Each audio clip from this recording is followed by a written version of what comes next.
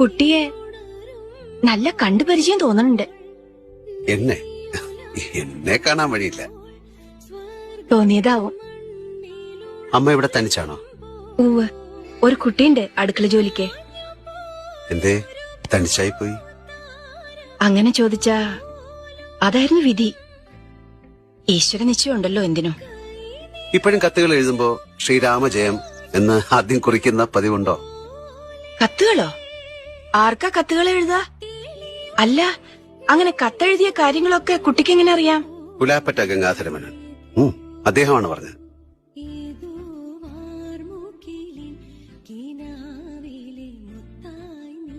ശ്രീഹരിയ,